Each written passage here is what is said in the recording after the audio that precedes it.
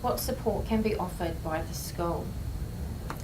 There's a range. The visiting the preschools, definitely photos, social stories we often use these days, and that's just a story which would include, and it can include, and this is one of the things you can offer if a child comes for a visit, would take photos of the toileting routine, would type it up and send it to preschool and home, and that can be read to the child before they start. Something we have done for that schools have done for neurodiverse students is film them doing the routine with whanau permission, and then you can have a wee QR code, for example, and the child can watch them doing the routine. Certainly all of those things like that are really helpful. We've done lots. I've used food colouring to dye toilets and things, again, using soft toys, visuals, trying to knuckle down what part, and also schools asking whanau to support us with this. Have a really important role. Absolutely. In this. And it's that consistency between home and school and other people that are involved in the child's life as well. So bringing on board grandparents or other carers as well, that child or tamariki is supported in every environment that they're in.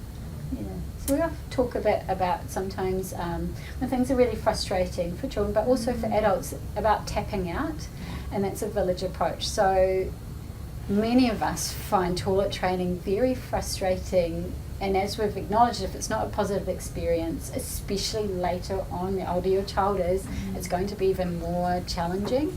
So I think it would be so great if whanau can tap out to another family member, to someone else in the village around to help you if needed, because it can be very frustrating.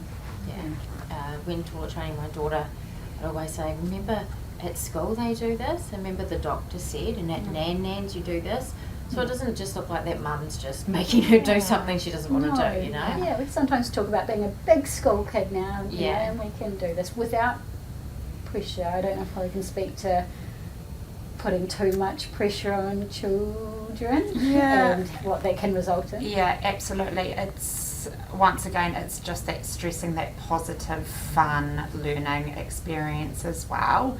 And if you're getting resistance or really the child's digging their toes in, just step back for a little bit. Everyone take a breather, but then try again from there as well.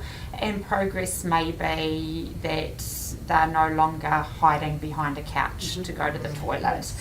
Progress may be that they've made it to the doorway in the lounge, and then from there it's slow progress to setting that scene of what's expected, and that's even standing next to the toilet, and then slowly progressing from them, and really praise and reward those steps along the way as well. And they can be really small steps. Absolutely. I don't know what you think about it. The flushing sound seems to be, and the sound of hand dryers. So again, if that's something in public toilets, some schools have hand dryers in our bathrooms.